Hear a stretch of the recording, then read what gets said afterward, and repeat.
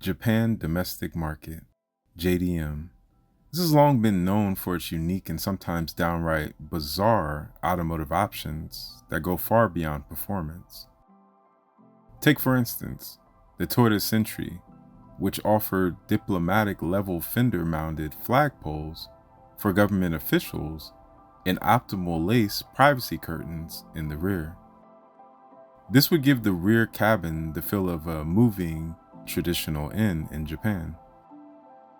Luxury extended into the tiniest details, like the Mazda's Nardia branded driving slippers, a rare option for refined drivers included with high trim models like the Eunice Roadster.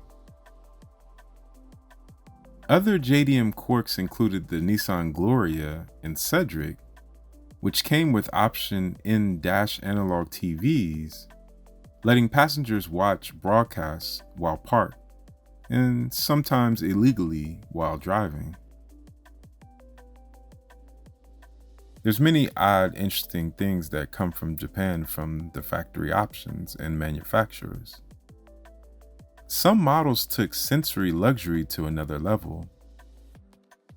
The Nissan Sima and President came with built-in fragrance systems that pipe scents like forest or mystic oriental through the AC vents.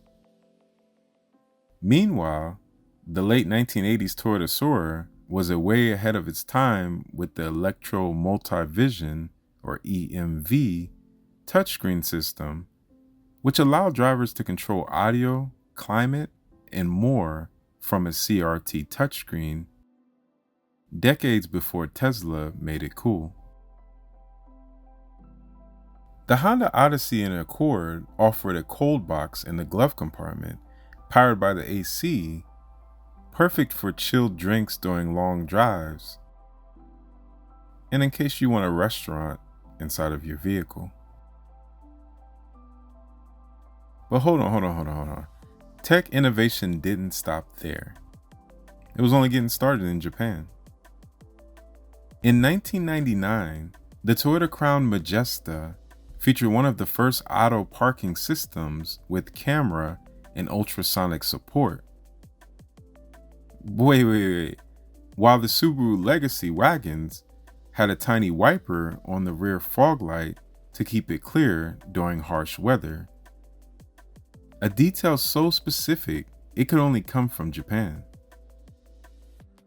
But if you had a little bit more money, there was the executive class, rare nowadays, Mitsubishi Debonair, which came with a rear refrigerator and a sake bottle holder designed for executives being chauffeured in peak comfort.